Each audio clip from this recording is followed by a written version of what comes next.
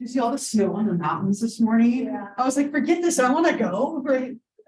Thinking about it, it's always so far away, but I really, really want to go up there. My kids are like, can we go to the snow? Like one day, eventually. Right, let's go. Forget school, right? You only live in one thing.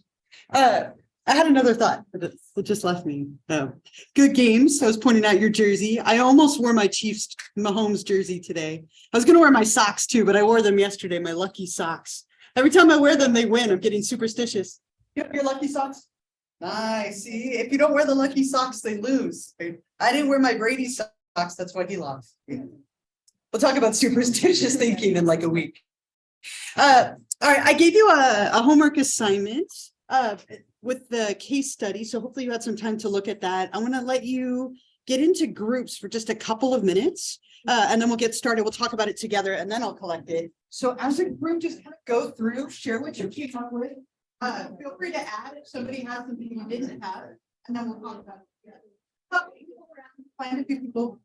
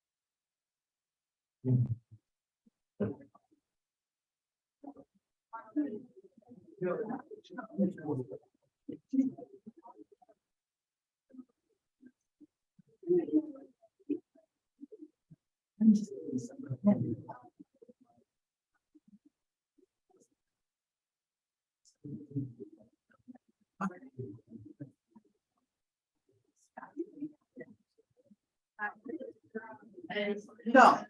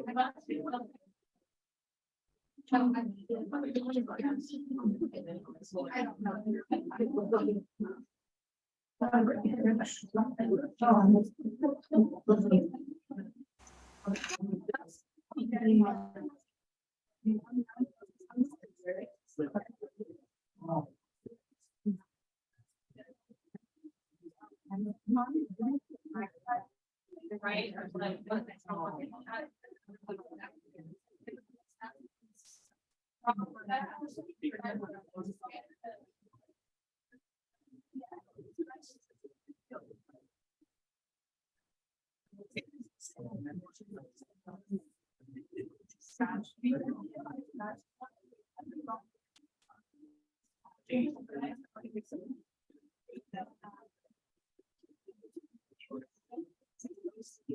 of you are done. Let's look together and then I'll collect it from you. And you're welcome to add if somebody says something you want to add it on there. That's fine. How many of you at some point working on this were like, I don't know where to put this piece of information? Like you couldn't figure out which model to put it in.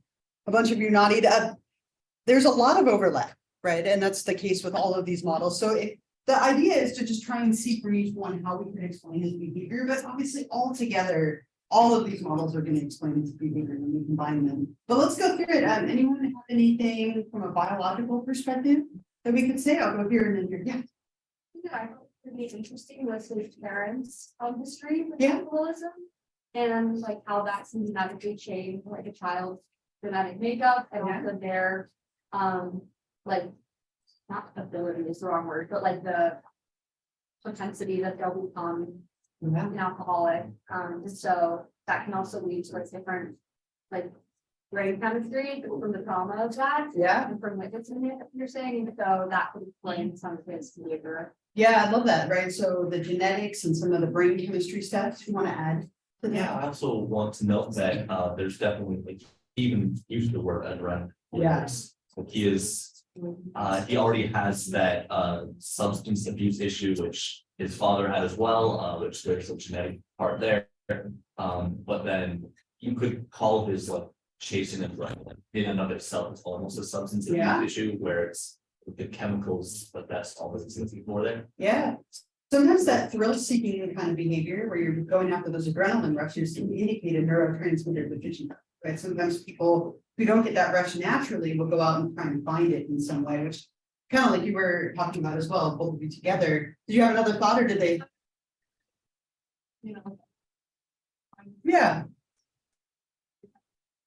Perfect though, same idea, right? So there's some genetic stuff, there's some chemical stuff where we could say those work together. How about from a psychodynamic perspective, from Freud's perspective, how could we maybe explain Mark, I forgot his name, Mark's behavior?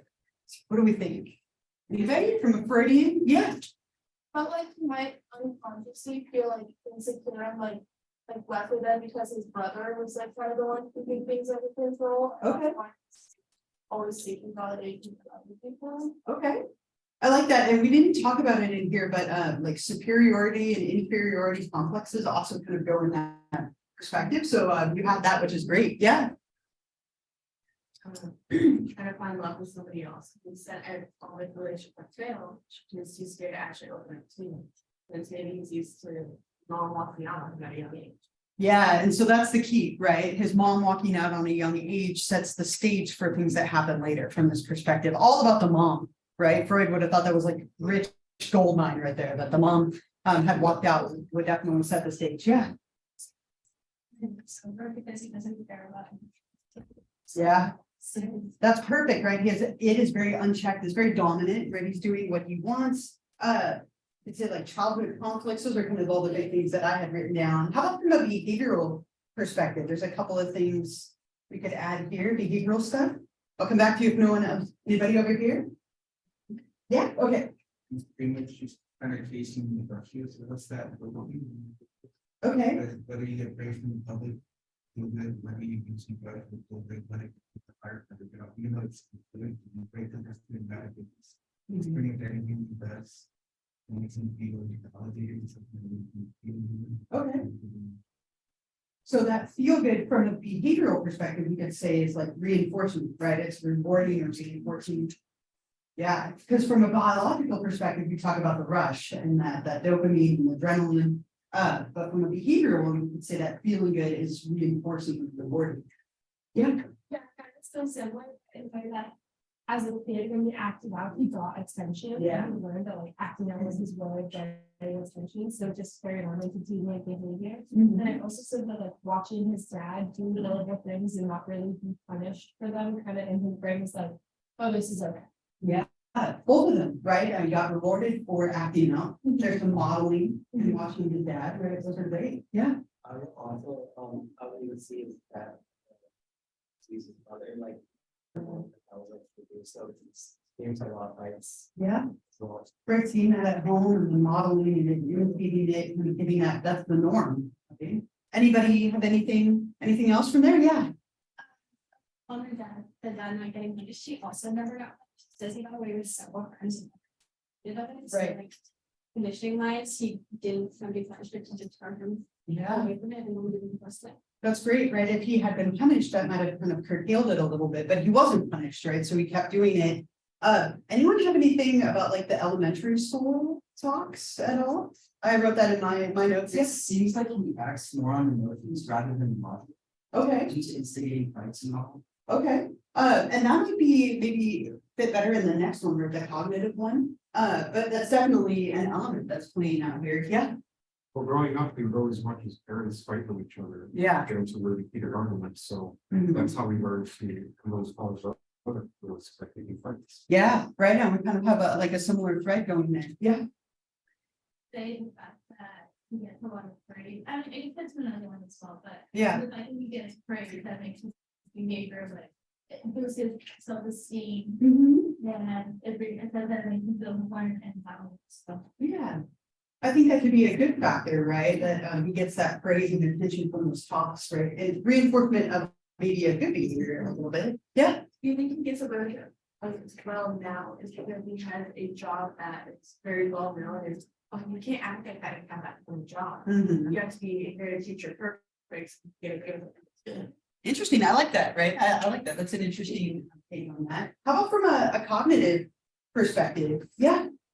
Honestly, like, if I didn't really struggle with any of it's sort of hard. Okay. I did kind of sit there and look at it for a bit, but I felt like his belief that he's going to let you down or leave manifests in his relationship and doesn't allow him to form like strong bonds out of fear that they'll leave, like everyone trusts just the needs him. So Yeah. that's why I can't keep long-term relationship. And that's perfect, right? I put that sentence in there that people only let you down or leave you. That's very black and white thinking. It's one or the other, right? That maybe there's nothing in the middle, right? That's a very like illogical thought pattern, right? And that can cause a lot of issues for him in his relationships if he's expecting only one or the other. Anybody have anything else from a cognitive one? That was probably the biggest thing, but anything else there? Kind of talk about his like low self-esteem and some distinctive patterns, but I think that was the biggest one. Humanistic existential. This one tends to, I think, be one of the harder ones, but any thoughts here? What do you have for that one? Go back there. Yeah. I was saying that he's always like trying to very important, like, especially from other people, like wants other people to feel like it's something important, like he's chasing that.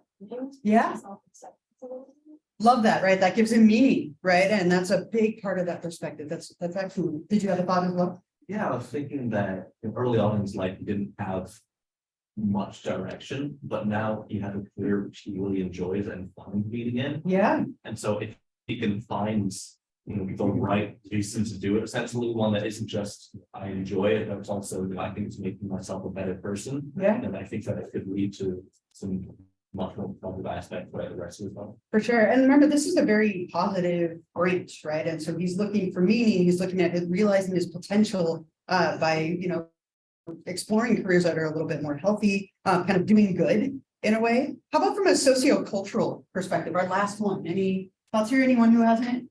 Go on, yeah. Trying to understand this behavior based off his childhood. Okay, yeah, his childhood would definitely play a role. What else could we add? Anybody over here? Become a quiet area and come staring over here. Anybody? Everyone looks down a little. Like my daughter. My daughter's like, don't call on me everywhere we go. She goes like this. Yeah.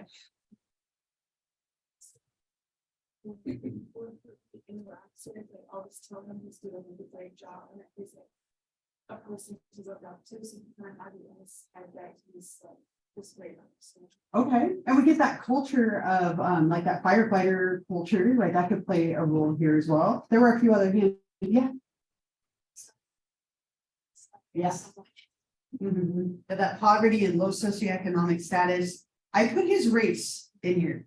right? As controversial as that might seem, there are correlates to race and ethnic backgrounds, right? He grew up in a very like poor socioeconomic status. And so that might have played a role, right? Maybe the expectations and stereotypes that other people have of him because of his race could play a role, right? And so that feels like an important factor. Do you have a thought on that? Yeah, that was like something that I highlighted in mine of how like being a person of color when she's experienced. Yeah. Of, like growing up in poverty and Right. growing up in America.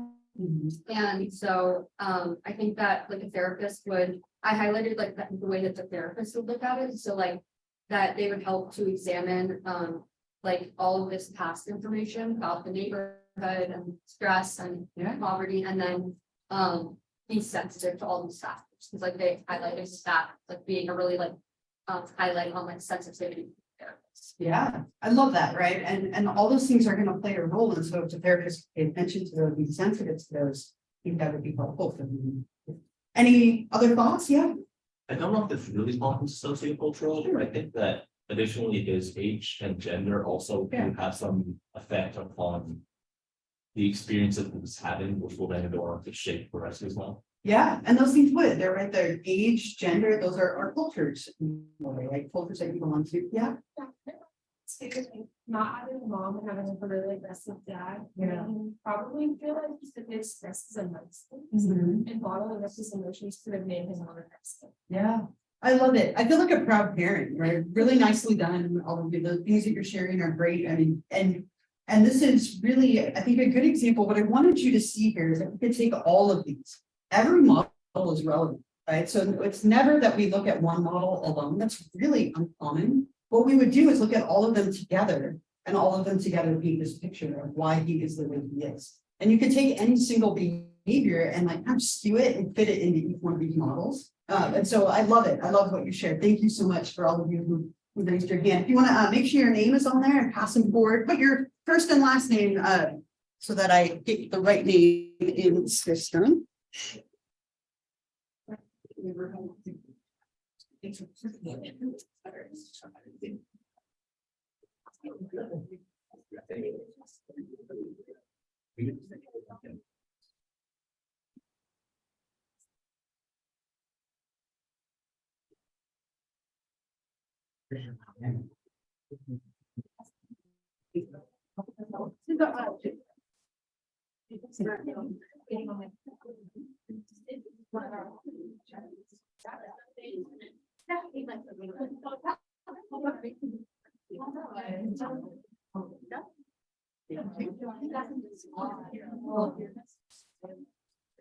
Anybody?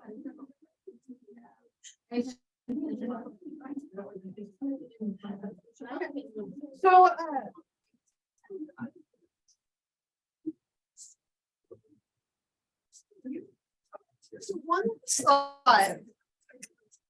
one last thought with this chapter, and then we'll move on to chapter 3. We're getting so close to the disorders, so close. But one last thing. So, as I mentioned before, sorry, I keep hitting buttons here. As I mentioned before, we tend to integrate all the models together, right? It tends to be that we look at them together. It used to be the case that people were like purely cognitive or purely behavioral or whatnot, but we're doing more and more blending. We tend to call this more of like a developmental psychopathological perspective, right? And from this perspective, we can look at how a bunch of different variables might collectively account for something, right? And so from this perspective, we tend to look at the whole picture. And it's interesting if we look at it here, there's these two terms, equifinality and multifinality. And you can see this a ton, that people go through similar stuff, but have different outcomes, right? Or maybe go through different things and have the same outcome. We can end up with both. Equifinality is the idea that a number of different developmental routes can lead to the same disorder. So that's this one right here, right? That people can experience different types of trauma, different traumatic events, and all end up with PTSD, right? Even though they grew up in different ways, experienced different things that can lead to the same disorder or same outcome. Multifinality is the other side of that, where people, we'll read it here, people with similar developmental histories may have different clinical outcomes or react to different comparable current situations in different ways. So you could have somebody who has trauma And it could lead to no mental illness. It could lead to PTSD, depression, substance abuse, insomnia, right? So we'll talk about this as we go through the class and the different disorders when we get there. But we have these two things going on, right? That people can all experience the same event, but react differently, or all have an event happen and then have different outcomes to it.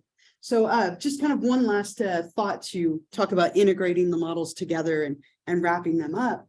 And you'll see these models again all semester. When we get to the different disorders, we'll talk about the models that fit them best, which will dictate causes and then also treatments. So with that, we will leave chapter 2 behind. Any last thoughts or questions, comments, anything else with chapter 2 before we move on to the chapter 3? Okay. Chapter 3. So we have talked about how we viewed abnormality in the past. We've talked about all the different models. One more piece before we get to the disorders is assessment. Okay, so we have to gather some information and perform an assessment in order to arrive at a diagnosis. And that's the last piece that we'll talk about before we get to chapter 4, which are the anxiety disorders. So we'll talk about different types of assessment here. Yeah. Yeah.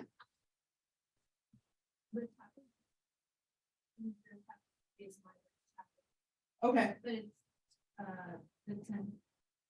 So are we just sticking in? Do you have the fundamental one? Because there's 4 different versions of his book. And so it might be, if you have the full version, the chapters don't match up. But if you want to bring your book, we can look at it together really quickly. Yeah, no, that's fine. But yeah, it should be the chapter 3. So assessment can come in a lot of different forms. Right? An assessment is basically like a test or a way of collecting and gathering information about a subject or a client.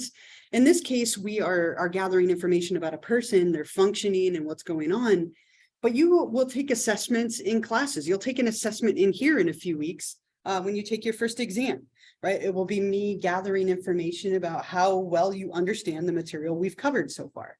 An assessment is basically just that. It's a way of gathering or collecting information to understand something, whether that is a person or how well you comprehend a subject. It can come in a lot of different ways. But clinical assessment, we're trying to understand why a person is behaving the way they are, how they might be helped, what is their history, what are the things going on. My middle daughter, Emma, is an awful eater, ridiculously awful. She has 4 or 5 foods that she'll eat. And that's about it. And it's French fries and goldfish and pizza, really bad stuff. She's a self-proclaimed vegetarian, but only eats goldfish, right? Not a healthy vegetarian. And so today, this afternoon, she has her first, for the food specialist, first appointment. And it's going to be all this assessment, right? Tell me about her past. Tell me about what brought her here, what's going on. They're gathering information so they can find out what's going on and what to help. And that's what we're doing with clinical assessment. We're going to use a bunch of different ways, a bunch of different types of tests to gather information to understand a person and what's going on. And then we can diagnose them from that information. And as I said, there's a lot of different ways to do this. I have a little clip that introduces a few of them in kind of a fun way. So I'll play it for you. Ink blot test, which we'll talk a little bit about as well. There are a lot of different ways that you can do this, right? And the best way to do it is to do what's called a battery of assessments, which means that we use a variety of them, right? You typically wouldn't just use one. You would want to use a bunch of different methods to gather as much information as you can, and then you can arrive at a conclusion, right? So again, as we go through these, think about that. You probably want to use several of them together to get the best outcome or the most information. One last thing before we talk about the tests, in order for a test to be worth using, in order for it to be good, it has to have these 3 things. It has to be standardized, reliable, and valid. How many of you in here at some point in your college, high school, whatever academic career have taken a bad test by show of hands? Almost all of you. It's inevitable, right? What were some of the things that made it bad? Why was it a bad test? Yeah. Poorly written questions. Definitely an issue, right? Poorly written, confusing maybe, or tricky questions. What else? Anyone else have something that made it bad? Yeah, lack of study, what was that? lack of study. Lack of study, right? Maybe not related to this, but very honest and fair, right? Yeah. Information is simply. Okay, right, that's frustrating, right? Trying to solve something that isn't necessarily solvable. Yeah. The teacher actually had the wrong answers. Oh, no. Okay, that was, some of you are nodding, it's shameful, right? How about, you ever had a test where you go to take it and it doesn't cover anything that you covered in class? Right, and you're like, where did this come from? We never talked about this, this wasn't in the book. Can you imagine if on exam 1, I hand you out like an economics test, right? Or a math test? Some of you might be excited. I would be horrified if it was a math test. That's not my subject. My kids' math is getting harder than I can handle, and they're in third grade, and I'm like, I don't know what the distributive communicative property is. Like, go ask your mother. It's getting hard for me. But if you have questions that don't relate to anything you've covered, they're poorly written, they're tricky, there's no way to solve them. All of those things are kind of related to this. You can have a bad test of any kind, right? Whether it's an exam in a class or one of these types of assessments that we're talking about. And so in order to be worth using, it has to have these 3 things. You want it to be standardized, meaning that you can make direct comparisons from one test to another. Sure, a lot of you have taken the SATs or what's the other one? SATs. ACT, right? Or when you go to graduate school, it's the GREs, right? That these never end, these like 3-letter awful tests, right? And they're standardized. So somebody on the SATs, if they get a score of 1200, you can make a direct comparison to another score of 1200. They mean the same thing because there's a similarity and a standardization there. You want scores to be consistent or reliable, right? They produce stable or dependable scores. If you take a test and then you take it again, or maybe you take half a test and take the other half, you want them to be relatively consistent or reliable or dependable or similar. You also want it to be valid or accurate. You want it to measure what it's actually been designed to measure. If I want to know how well you understand our information and I test you on math, I'm not measuring anything meaningful. It's not going to be valid or accurate. And I think the best way to think about this, think of a scale, right? I have one in my bathroom. I know better than to ever step on it, especially like from October to December, forget it. Like it just covers in dust and I don't go anywhere near it. But a scale is a measurement or an assessment of your weight. You want it to be standardized. A pound equals a pound equals a pound, no matter where you are. If you go to the doctor's office, the gym, or at home, it's calibrated to be the same. If it's not calibrated the same, you're going to get different numbers and they won't mean anything. Go to the gym and you've lost weight, but you go home and you've gained weight, right? Where are you at? You don't know what the number actually is. You want it to be consistent. If I step on a scale today and it says 200 pounds and I step on it tomorrow and it says 280 and the next day 140, right? That's not overly consistent. It's not giving me good information. A little bit of variety is okay, but not big ones like that. You also want it to be accurate or valid. But if I step on a scale and it says 200 and I actually weigh like something different, right, then that doesn't help me. Right. So again, you want it to have these 3 things or it's not overly worth using. And I have an example of a bad test. I want to give you a really bad test so we can kind of understand this a little bit more. And it's a test related to Oreos, which I think is great fun. I should have brought you Oreos, but it felt a little early for Oreos. I don't know why candy was okay, but not Oreos. I don't know. About Oreos. But what I want you to do is just a very quick informal personality test. I want you to circle the 1 or 2 options that best relate to how you do Oreos. And if you don't like Oreos, there's an option for you as well.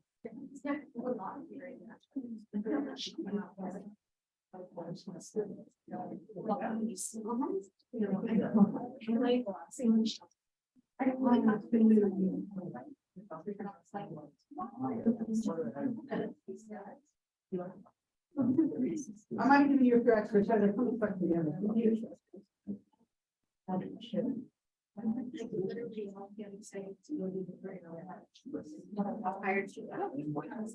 See if anyone here right around you. Again, some of them waste screen. All right, so read through these, and I want you to choose the method that best describes your favorite way of eating Oreos. Now, if you're a Gemini like me, you can choose 2. That's totally fine. But choose your method. Best match how you eat Oreos.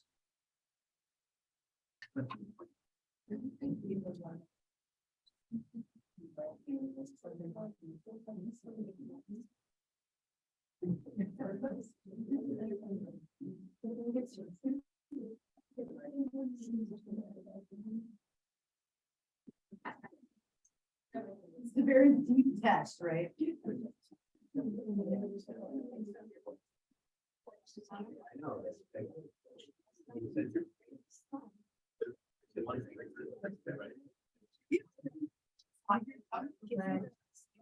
me at the end, that's correct. All right, everybody have their method? Everybody done? So, folks meeting. Little bit before that. So this.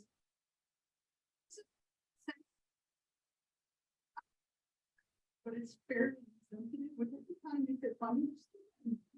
As I'm reading, don't take it seriously. This is a bad test, and we'll talk about why. But let's go through. I'll tell you what your results mean. How many of you are the whole thing at once? Anybody holding at once? A few people? Okay. You consume life with abandon. You are fun to be with, exciting, carefree with a hint of recklessness. You're also totally irresponsible, and no one should trust you with their children. Okay, all right, one bite at a time. I need one bite at a time. Several of you? Okay, you are lucky to be one of the 5.4 billion other people who eat their Oreos the exact same way. Just like them, you lack imagination. Totally normal. Slow and methodical examining the results of each bite afterward. Anybody? Couple people, nobody ever wants to admit it, right? But, okay. You tend to follow the rules. You're tidy and orderly, meticulous in every detail with every little thing you do, to the point of being anal retentive and irritating to others. Stay out of the fast lane if you're only going to go to speed. Number 4, feverish nibbles. I picture a squirrel, like eating it. I don't know. Nobody, yeah, chipmunk. Feverish nibbles, just in case this was you. Your boss likes you because you get your work done quickly. You have a million things to do, but never enough time to do them. Mental breakdowns tend to run in your family. Yeah, insensitive, right? Okay, number 5, dunked in some kind of liquid. That's one of mine as well. Right. Everyone likes you because you're always upbeat. You sugarcoat unpleasant experiences and rationalize bad situations into good ones. You're also in total denial about the shambles you call life. So now you know it's accurate. You're like, it's nailed it. Oh. Oreo facts. Okay, number 6, twisted apart the inside and then the cookie. That's my other one, right? A few of you. You have a highly curious nature. You take pleasure in breaking things apart to find out how they work. When you're not able to put them back together, you destroy all evidence of your activity. You deny your involvement when things go wrong. You're a compulsive liar and exhibit deviant, if not criminal, behavior. Yeah. All right. The next one, this is okay. Twisted apart the inside and toss the cookie. So don't eat the cookie. Couple of people. Okay. Where we go. You are good at business and take risks that pay off. You take what you want and you throw the rest away. You're greedy, selfish, mean, and lack feelings for others. You should be ashamed of yourself, but that's okay. You got yours. All right, just a few more. Just the cookie and not the inside. A couple of people when you were a kid, right? A few of you. You enjoy pain. That's it. You enjoy pain. That's it. Number 9. Just click them. Eat them.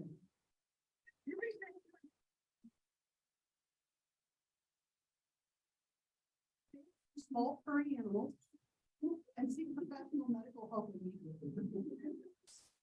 That last one, you don't have to give it away because you don't like Oreos. Anyone? A few people? That's okay. All right. You probably come from a rich family. You like to wear nice things and go to upscale restaurants. You're particular and fussy about the things you buy, own, and wear. You like to be pampered. You're a prima donna, and there's just no pleasing. So, in addition to being slightly insensitive, or maybe very at times, right? if we think about these three things, this is not a good test of personality. This is called the Oreo personality test. I want you to just find a couple of people around you. I'm going to give you like 2 minutes. Why is this a bad test, right? I want you to think about that. Why is it bad? See if you can connect it to these, but just in general, why is it bad? And then we'll talk about it together. So whoever's convenient and easy, why is it a bad test?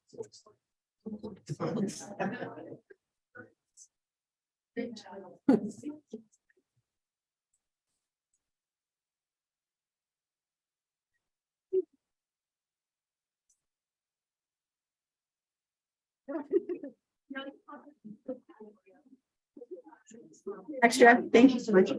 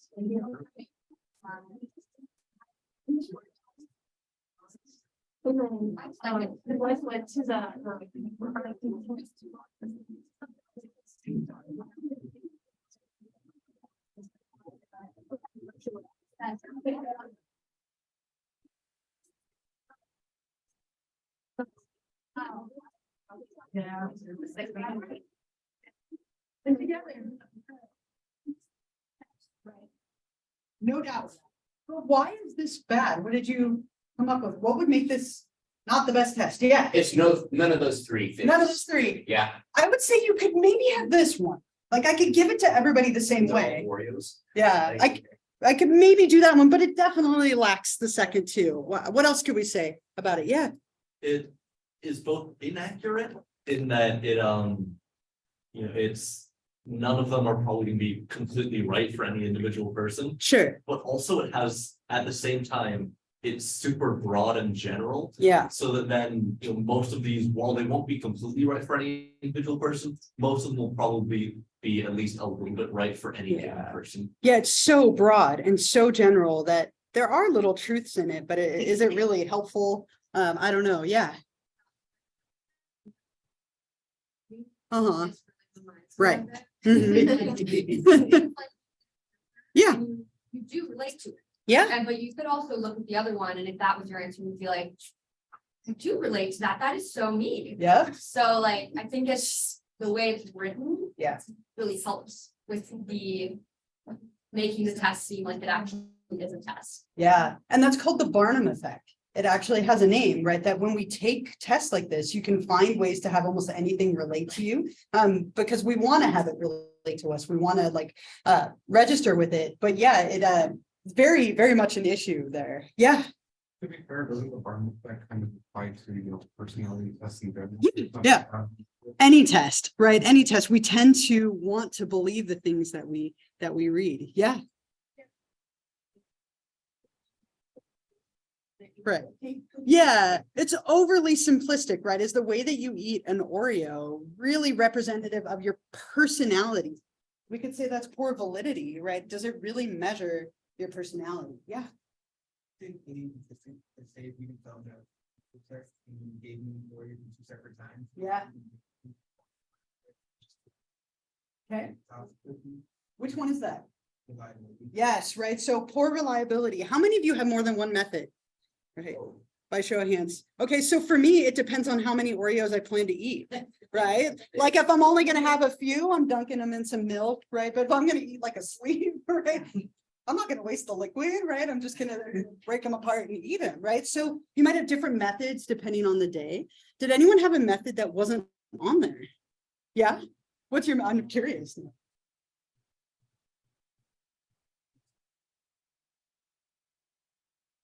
Okay, yeah. That's a good idea. Let's go. Let's all go. I like that your method wasn't working. My daughter's method was really kind of disturbing. She called it fish and dip. She takes goldfish. Yeah, she would. And she opens the Oreo, dips them in the in the middle and eats them, and then eats the cookie after the filling is gone. Fish and dip.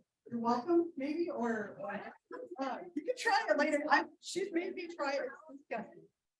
Fish and dip. Yeah. She's 8. Oh, she also likes to dip her cinnamon twists in like the nacho cheese. She's an odd one, right? I know. She's a little bit. Just a regular cheddar. Yeah. Extreme cheddar. Yeah, extreme cheddar dipped in Oreo filling. Yeah, yeah. Uh-huh. No, that's my other one.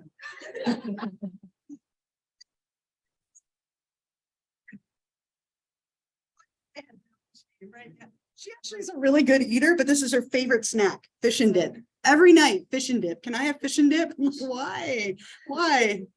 If she ever thought in like the future, Yeah. she'd be great for like trying to figure out what MREs go together. Yeah. Military. She wants to be an engineer. And I'm like, okay, yeah, because you like to deconstruct your Oreos and right. So maybe your way of eating Oreos isn't on there. Maybe you have more than one, which will be poor reliability. And it's inaccurate, right? The generality of it is a problem. Does this actually capture personality? No, right? So with any test you take, whether it's an intelligence test, a personality test, an exam in a class, if it doesn't have these 3 things, the information you get from it, meaningless, right? And so if you ever take a stats class or a research methods class, you talk a lot about these things. If a test doesn't have these psychometric properties, it's not worth using, right? So just something to keep in mind. We're going to talk about relatively good tests, but there are lots and lots of bad ones. And in general, anything that you take for free online is probably not the best test. They're super interesting and fun. Like you can go find out your Star Wars twin. Mine's Obi-Wan Kenobi, as a side note. But you know, they're not going to give you overly helpful information. So just keep that in mind as we go through, and you can keep that or give it to somebody else if you would like. Eat some Oreos later. I actually haven't eaten an Oreo in years. I don't like them anymore, which is awful. My cousin ruined them for me, right? She no, she actually, so I'm terrified of spiders. Do you see where this is going? So years ago, she took an Oreo and she opened it. And I'm pretty sure she smashed the spider into it. But she said it was just that way. So she opened it and she was like, oh my God, there's a spider in here. And I like can't unsee it. So now anytime I eat Oreos, I have to like smush through the filling and I just feel crazy. So I just don't eat them anymore. But I can eat like the different colored ones. But just a random side note, Oreos have been ruined for me. I'm trying to get back into them. But my daughter with the fish and dip, maybe. Nothing. With, yeah. All right. Yeah, I know. I'm getting all sorts of food aversions. All right. So different types of assessments. The most common by far is the interview.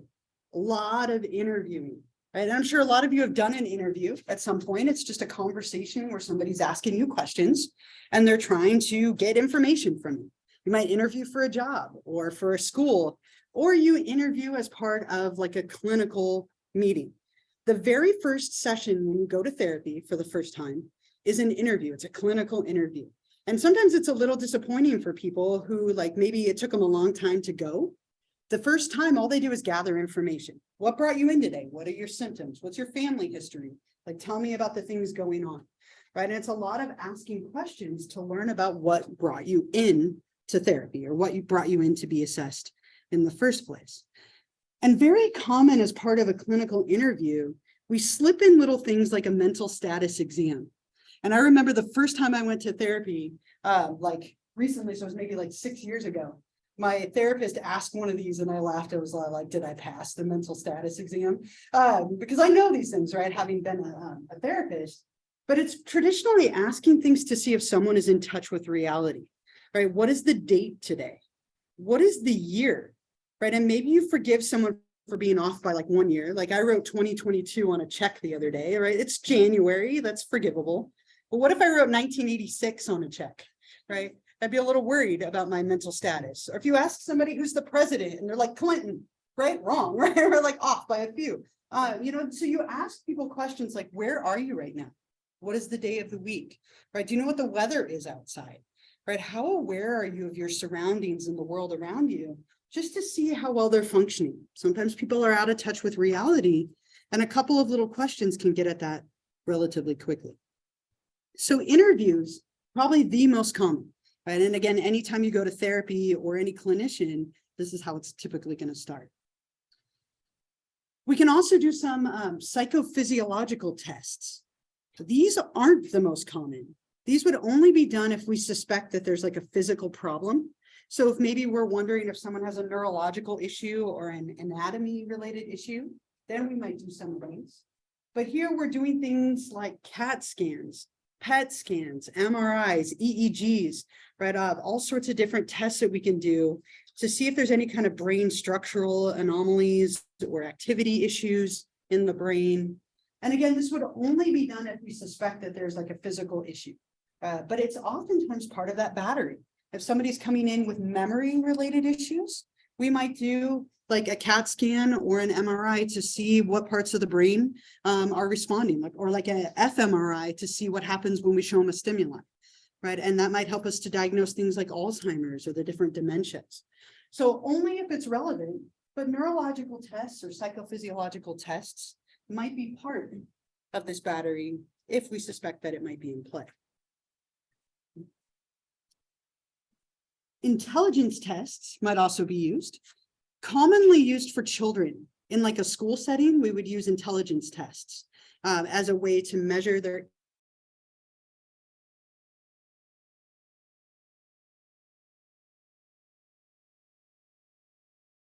ability. And this might help us to place lays that an intelligence quotient, a score that tells you what your intelligence level is. So when we say my IQ is X, right, that tells you your overall intelligence. Anyone know what the average IQ is? Average, yeah? Yep, 100, right? So if you've taken stats, or you are going to, you'll see the wonderful bell curve. In the middle, the average IQ is 100, right? Almost like the vast majority of the population are going to fall within 2 standard deviations of that IQ. So within like a couple of steps below or above, if people are way over here in the gifted range or way down here in the delayed range, right, that might be diagnostically relevant. And we can get some of that information through an intelligence test. The most common one by far is one called the WAIS, the Wechsler Adult Intelligence Scale Revised. And it comes in this little briefcase. It's kind of fun to take. I've taken it and administered it a couple of times. And it has a whole variety of scales on it. You're going to do stuff like take these little blocks and they give you a pattern and then you have to arrange them and it's timed. It's like my nemesis every time. I'm so bad at those blocks. Tanks my IQ score like every time. I have this chart here. You don't need to know this, but just to kind of give you more, they might have a picture completion test, right? Where you look at this and you say, what's missing? And they get harder and harder and harder. Or you do vocabulary. That I give you a word and you tell me what it means, or you use it in a sentence. Math, looking for patterns. There's a whole bunch of different tests on here. And then at the end of it, what we do is we average your scores together to get an IQ. And again, that might be part of this battery, especially in like school-age children, because that tends to be a relevant piece of information. And for fun, I have an intelligence test for you. Yeah, did you have a question for me? Yeah. They might, yeah. And so Paisley, fish and dip, we'll call her fish and dip from here on out. Paisley was having, like, she has a lisp, which I think is adorable. Like, it's only like 2 sounds. It's her TH sound and her R sound. And I love it. I think it's super cute. But we had to take her to speech therapy to be assessed like 2 weeks ago. And as part of her assessment, they gave her an intelligence test she scored off the chart on it, like for her speech level. And so she didn't qualify for speech therapy because she didn't meet medical necessity. So she was like right up in here, like in the like 120 range, which is amazing, right? She loves her fish and dip. It's making her smarter. I don't know. Maybe we're all like doing it wrong. Yeah, so typically like that would be something that.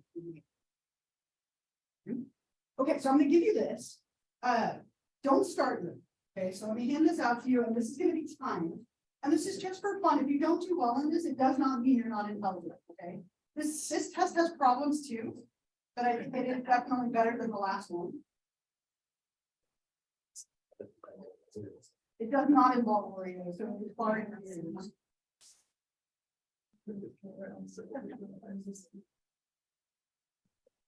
Okay, so I want you to work on this on your own.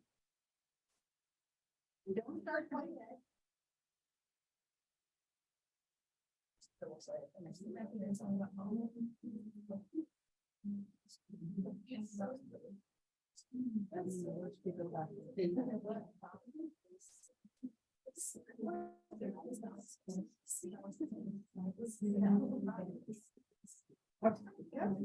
All right.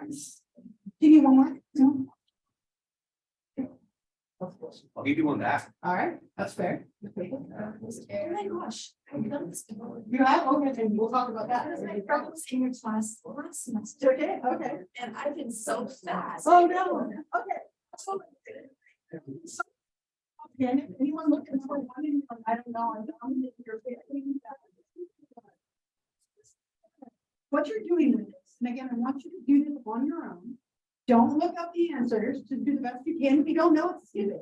But what you're doing, number one, is 24 hours in a day. Okay, so you're trying to figure out what the H in a D stands for, or 26 L of the A is trying to figure out what they stand for. So I'm going to give you about 8 minutes or so. Just do the best that you can. Don't feel bad if you don't know it, skip it, but go ahead and get started, and then we'll go through it when you're done.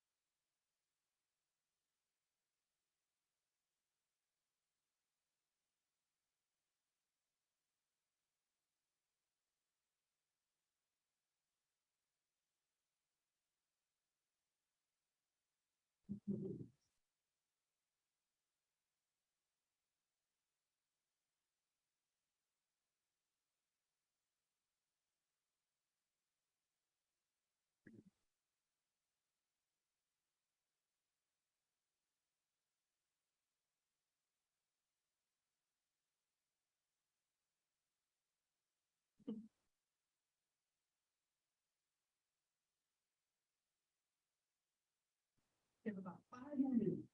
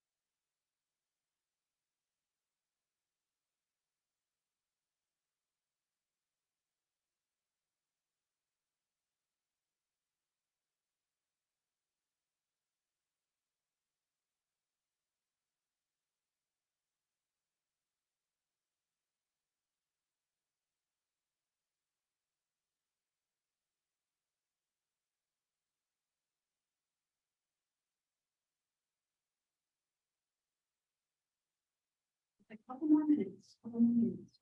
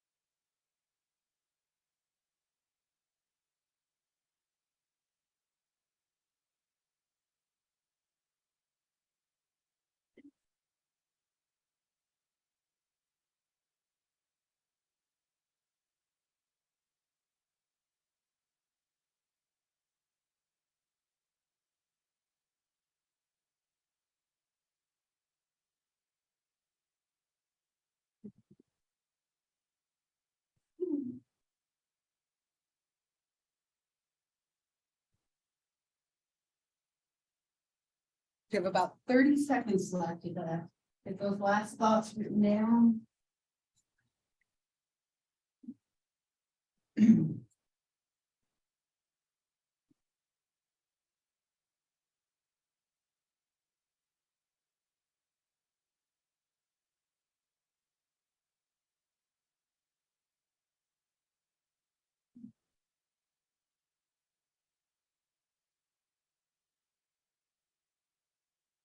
All right, so go ahead and stop or finish up the one you're on and then stop.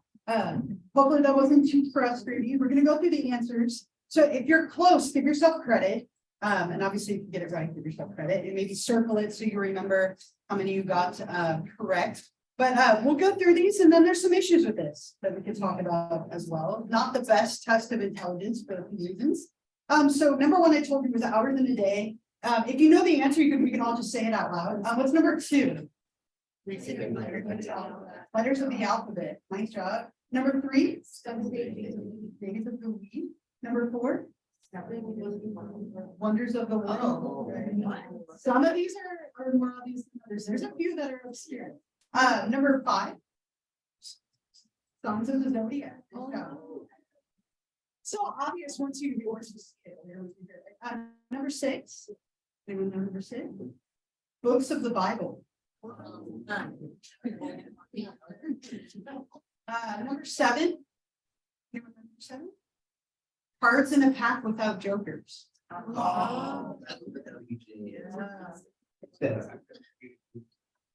Number 8. Anyone know number 8? Strikes in the US flag. Strikes in the US flag. Number 9.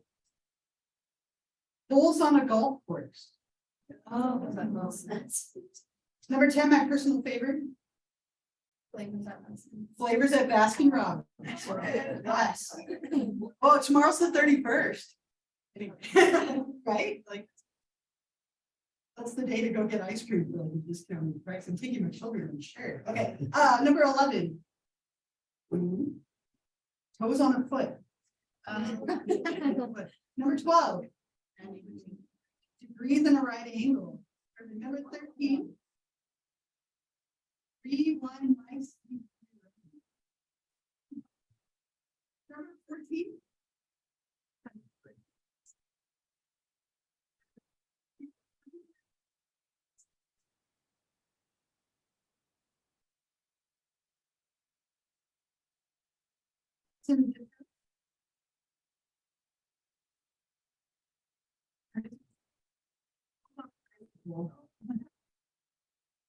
Release on the train.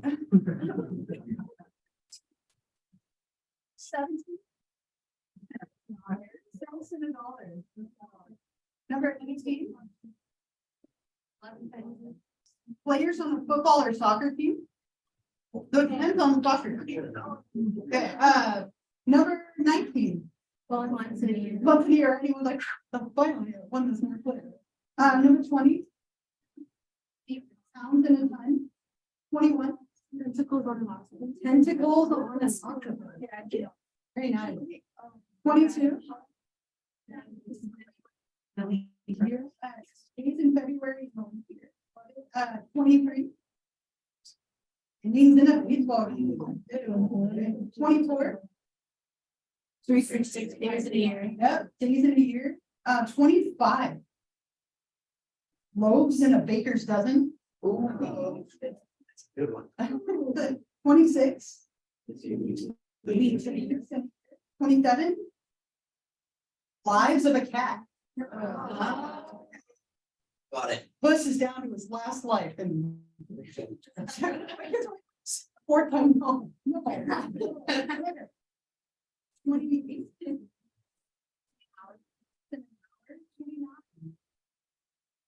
Science book. Pairs of chromosomes in the human body. Number 30. Squares on a chessboard. Number 31. Planets in the solar system. Number 32. I've never had anybody ever. Balls to an ogre in cricket. What? I don't even know what that means. Very much.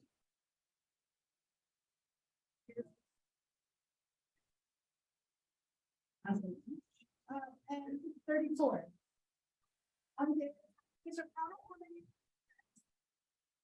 Close, give yourself credit. Oh.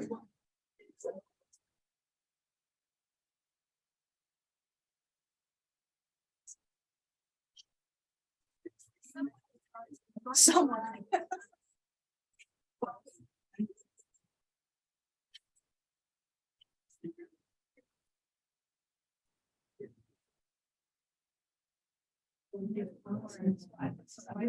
I'm actually pleasantly surprised.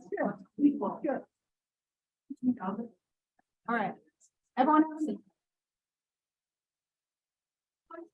Somebody got 5 more correct. Look at all you average Durabos. So 6 or more, 7 or more. We lost a few. 8 or more, 9 or more, 10 or more, 11. Oh, somewhat intelligent, right? Okay. 12. We'll look at our intelligent people. 13. We lost a few. 14. How much you get? 14. 15. Anyone have more than that? 14, 15? Okay, so 14 or 15, right? Intelligent. If it makes you feel better, I only got 11 on my 15. If you're like, I'm not smart, please don't feel that way, right? It's just a test. But there are some issues with this. What are some of the problems? If we go back to this, what are some of the issues with this test? Yeah. Made for the way that everybody thinks. Right. Like, not everybody could sit down and recognize a pattern in this, like, if you Yeah. had told us that first one, I don't know if like I ever would have found any of them. Yeah. So I think it's just that it's like a very specific style of a person that they're going for. Yes. And that's not like everybody. Right. It doesn't capture intelligence, right? This is one very specific skill that maybe not everybody possesses. I'm sure some of you are very, very intelligent people, if not all of you, but maybe you had a hard time with this, right? Because it isn't your skill set, right? Maybe you don't think that way. Yeah. Baseball facts that not everyone knows, like. Yeah. stuff about cricket, like, Right. Yeah. Your culture would matter a lot. Most of these are very like like United States centric, but that one is not. Yeah. And so they're very cultural. Did you have a thought as well? I was the same thing, like, I don't know a lot about sports or science, Right. so I wouldn't be able to have seen like the baseball game. Yeah. Or the Fahrenheit, or the degrees. Right. Yeah, because I don't know that. Yeah, and the fact that they have like a variety of questions, they're trying to be like stronger that way, but it's still only one like limited realm. Yeah. I think first three are all in the same category. Okay. So they kind of, for me, I'm like, oh, this is all we've been saying, it's like one, Yeah. two, three, and what in the world is this? And then it went off from there, right? Other thoughts? Yeah. People told me that they don't do IQ tests and that's true. They still do, but there are a lot of issues with them. They're not the definitive that they used to be, right? It used to be like, this is your IQ and that means everything. There's a lot of issues with IQ tests. They're very culturally driven. They're very language driven, and they can be a little bit limiting, right? So there's problems with them. We still do them, but it's not like we used to. Anything else that you can think of with this? Why it might not be the best? You mentioned a lot of the big things. We could easily make it standardized. I could give it to you all the same way. Reliability. So you said you took this before, right? Did that help you at all? No. No, you're like, I'm so far away. Right. So if you had taken this before, it could have helped you or not. It depends. We could test reliability by giving you half and then giving you the other half later and see how well you do on the two pieces. But I'm not sure the two halves are equivalent, which would be a problem. So again, not the best test of intelligence, kind of more for fun than anything. Next time I'll give you a decent test of personality. I'll give you one good one, but I've given you some bad ones. I'll give you one good one next time. So let's do one more slide and then we'll stop for today. And I noticed I sent out an announcement on accident. It's supposed to, if you were like looking at your phone and you got a homework announcement, I just saw it pop up on mine. That's going to be for Wednesday. So I'm sorry, I must have put the date wrong. So don't worry about that yet. I'll talk about it on Wednesday. And if you don't know what I'm talking about, then perfect, right? It doesn't matter. But one more for today, naturalistic observations are also relatively common. We can observe people in their natural environment. The name says it all, right? We're observing someone in a natural environment. It's kind of like people watching with a purpose. I love people watching. It's fascinating, especially at restaurants. I like to guess how long people have been together. Like, are they on their first date? No, Is it going well or not going well? Like, we went to Cheesecake Factory like a week ago, and the couple next to us, like, dead silent the whole time. I'm like, oh, they've been together a long time and it's not going well, or this is the worst first date ever. I'm always so interested in that. It's people watching with a purpose. You're watching somebody, observing their behavior and recording stuff that they do. Maybe you're watching children play on a playground. How often do they fight? How often do they play with certain toys? Maybe you're at the mall watching like groups of people and recording some piece of data. For our purposes here, it might be watching a student in a classroom, right? How well do they behave, right? Are they having attention or like activity related issues? An analog observation is a variety of this. That's what's going on in this picture here, where you maybe have like a two-way mirror and you're watching someone in a set up environment, but you're hoping they eventually forget that somebody's watching them, right? And that happens because if someone's watching you, you behave differently, right? If you know you're being watched, you're probably not going to act like in your natural way, but eventually you might forget and start acting naturally. And so sometimes we set up situations and we watch a child like play with certain toys, or we watch someone in like a contrived environment. You can also self-monitor, right? Like journaling. Let's say that we are interested in like addiction. You have an addiction related like issue. And so we ask you to keep a journal of when do you want to smoke, right? Is it a certain time of day? Is it around certain people? Are there certain triggers?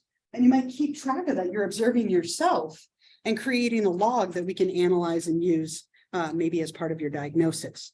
So this could be something where you watch people naturally. We can kind of set it up, or it could even be like journaling or keeping a journal or a log on yourself. And I don't know if anyone here has taken a child development class here. Have any of you gotten to do this down at our child development center? Yeah, But yeah. nice. Right. My daughter went to our child development center for 1 year. Back when she was my oldest, the one I haven't talked about today, my golden child. Not that I said that, but she knows it too. It's awful. She'll go around the house like I'm the favorite. Like, stop saying that, even if it's true. Stop saying it. But she went to our child development center, and they have this set up there.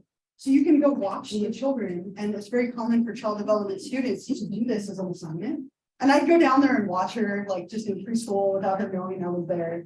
It was always so fun. I could be like, I saw that thing you did earlier. See what you came up with. But you can do this here as an assignment. Sometimes we send people down there. But this is another very important part of that battery. What we'll do next time is we'll talk about the most important or most common one. Personality inventories. I'll give you one next time. Again, if you saw that announcement that went out about like a homework assignment, that's going to be on Wednesday. So don't worry about that. If you didn't give me your homework assignment for some reason, I know a couple of you came in late, make sure you turn it in. You can keep all those forms, those are yours.